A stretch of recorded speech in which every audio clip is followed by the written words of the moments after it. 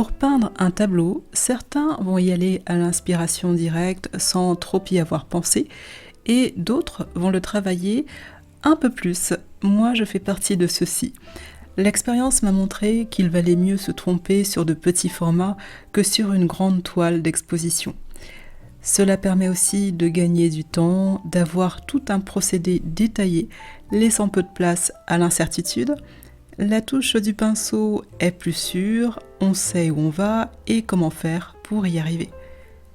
Dans cette vidéo, je vais vous montrer mon processus créatif, celui qui me permet de sélectionner un design pour de futures créations, la réalisation d'études de couleurs.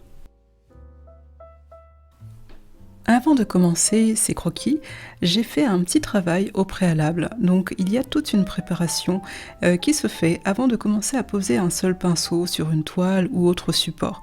Donc ce que j'ai fait, c'est que j'ai retravaillé le modèle que je souhaitais peindre, je l'ai travaillé au graphite. Donc j'ai essayé d'étudier les valeurs, les contrastes, j'ai fait quelques réajustements parce que le modèle d'origine ne me convient pas forcément totalement. J'aime la photo que j'ai prise sur cette plage de Bretagne, mais finalement pour une photo c'est joli, mais si je souhaite réaliser une peinture, la peinture me demandera beaucoup plus de choses en fait, il demandera beaucoup plus d'émotions, beaucoup plus de couleurs forcément, beaucoup plus de punch. Donc du coup, ce que je fais un travail de valeur au graphite, je prépare ma peinture, je prépare les petits croquis de couleurs que je vais réaliser par la suite. Donc je fais du contraste, du dessin, des réajustements, éventuellement j'enlève des détails de paysage, j'en rajoute à ma convenance. Je change peut-être la ligne d'horizon, je la baisse, je l'augmente, je la rehausse, etc., etc. Dès que ce design est établi, dès que je suis satisfaite de mon croquis de valeur, à ce moment-là, je peux commencer l'étude de couleurs. Donc c'est un procédé que je fais assez souvent, mais pas forcément tout le temps. Donc j'essaye de le faire pour des gros projets, et sinon pour des petits, bon quelquefois ça me sert d'entraînement on va dire. Ensuite, une fois que j'ai eu fait mon croquis de valeur, donc je me suis décidée à une certaine régularité dans la réalisation des croquis de couleurs. Donc bien entendu, 5 croquis, au début je n'étais pas partie pour réaliser 5 croquis d'un coup. Le but c'était de faire mon premier croquis de couleur, de voir ce que ça donne, de voir ce qu'il rend, et en fonction de me dire, si je ne suis pas satisfaite, ok, j'en refais un autre, et si je ne suis pas satisfaite de cet autre-là, eh bien j'en fais encore un troisième, et ainsi de suite. Mais le but, c'est quand même d'essayer d'atteindre le croquis final en un minimum de croquis. Je ne sais pas si vous voyez ce que je veux dire. Donc c'est d'éviter d'avoir à trop travailler sur ce motif que je souhaite représenter. Même si il est vraiment très important de préparer son projet avant de le poser sur une toile. La toile, lorsqu'on l'utilise, c'est un projet final qui a été ficelé et on est sûr du design que l'on va produire par la suite. Donc, ce que je me suis décidé de faire, c'est un croquis par jour. Donc un croquis, en général, quand je travaille les croquis d'études, pas plus d'1 heure. Maximum 1 heure, voire 1h30. Mais c'est des petits formats, donc le but du petit format, c'est justement d'aller beaucoup plus vite que si je le faisais sur de plus grands formats. Le format que j'utilise est un format qui est carte postale, donc qui permet d'éviter d'aller trop dans les détails, qui permet de limiter les coups de pinceau et d'atteindre un résultat rapide, un résultat définitif assez rapidement. Le but aussi, c'est de travailler mes croquis en une seule séance et ne pas avoir à revenir dessus comme si je travaillais une toile, donc éviter la succession des couches. Donc, un croquis par jour. Tant que je n'ai pas mon design, tant que je n'ai pas mon croquis de couleur, celui que je souhaite réellement, eh bien je continue jour après jour. 1 heure maximum et le repos est important. Donc pourquoi j'ai décidé d'en faire un par jour maximum ? C'est que il est important de revenir sur le travail que l'on a effectué avec un esprit beaucoup plus frais. Il n'y a pas d'énervement, puisque ça c'est le risque aussi, si on se trompe, si c'est pas du tout ce qu'on veut faire, etc. On a travaillé dessus, on est énervé, on est agacé, donc on va essayer d'enchaîner sur d'autres croquis, et avec l'énervement, en fait ça va pas donner quelque chose de très bon. Donc le mieux dans ce cas-là, c'est au pire, si on est vraiment pressé, c'est peut-être d'en faire un le matin et un l'après-midi ou un le soir, mais en tout cas pour moi, ce qui marche le mieux, c'est un croquis par jour après 1 heure de croquis. Autant je peux passer des heures et des heures à peindre quasiment d'affilée, à ne faire que très peu de pauses, à peine pour manger, etc., sur des grands projets, des grandes toiles, parce que je suis prise dans ce flow, en fait. J'ai envie toujours d'améliorer ce que je suis en train de faire. Je sais le tableau, à quoi il va ressembler dans ma tête quand il sera fini, et je sais que là, je m'en approche à chaque coup de pinceau que je mets sur la toile. Donc c'est vraiment un autre processus créatif, puisque là, c'est vraiment un processus plutôt créatif. C'est celui qui donne un produit fini, qui est l'œuvre d'art, entre guillemets, et qui a été préparé de longue date, en fait. Des fois, on travaille sur des tableaux, cela fait peut-être 1 an, 2 ans, peut-être moins, mais on passe du temps sur un même tableau.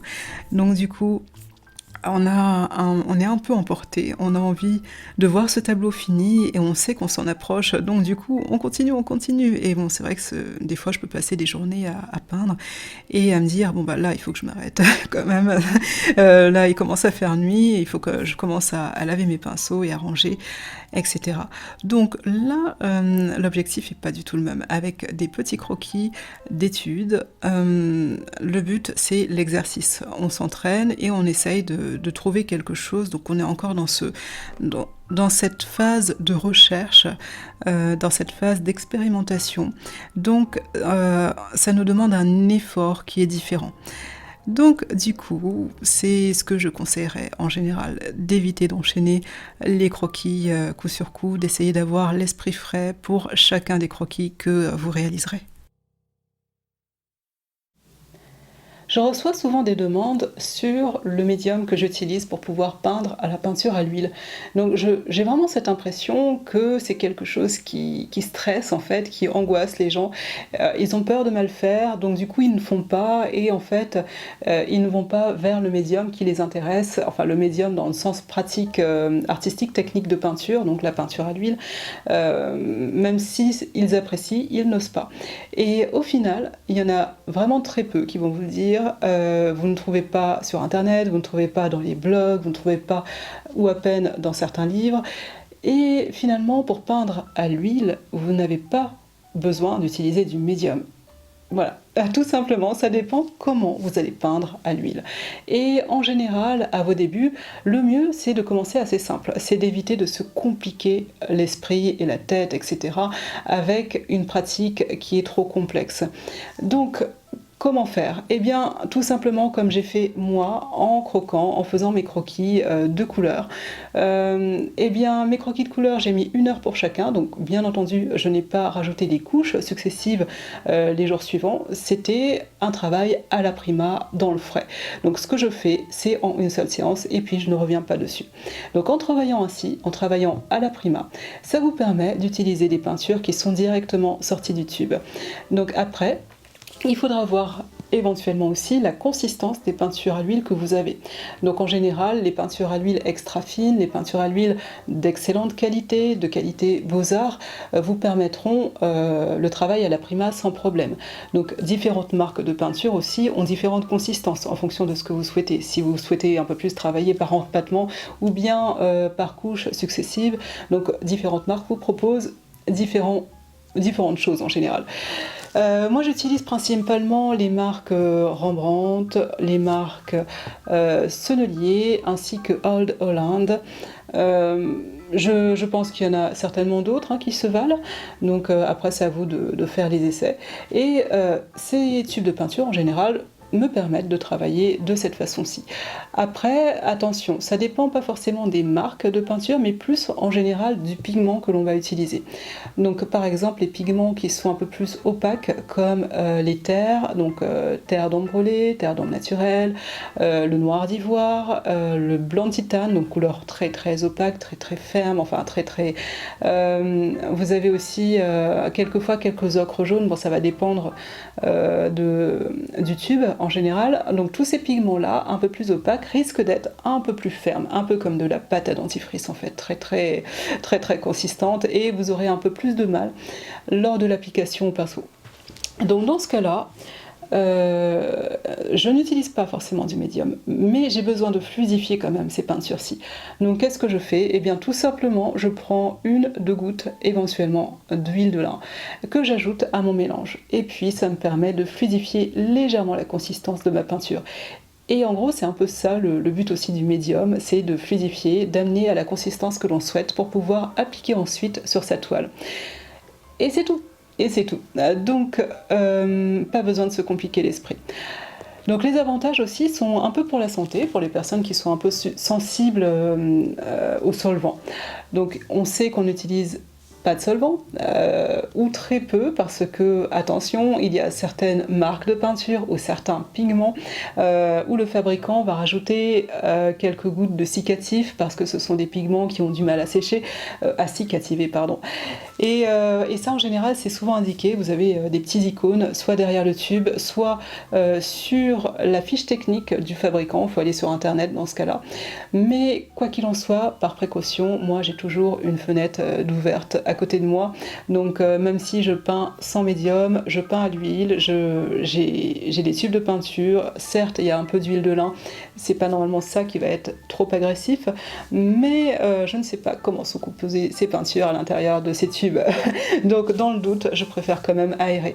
Mais je sais que sur le moment, je respire beaucoup moins de solvant, par exemple, que si j'avais utilisé des médiums en fait à mes peintures. Donc il y a cet avantage-là. Il y a l'avantage aussi que ça simplifie aussi la pratique de la peinture à l'huile, pour ceux qui n'osent pas trop. Donc ça permet d'utiliser les peintures à l'huile un peu comme si on utilisait de la gouache par exemple. Surtout pour les personnes qui adorent cette pratique, qui aiment bien le rendu de la peinture à l'huile, mais la frustration vient du fait que ça paraît trop compliqué. Et bien là, ça l'est pas du tout. On prend juste ces peintures, il n'y a rien à mettre dedans en plus, c'est tout.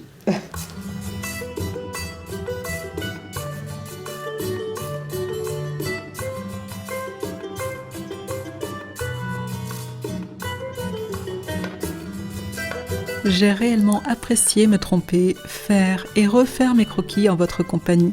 Mes croquis d'études étant finis, je pourrai enfin débuter mon tableau.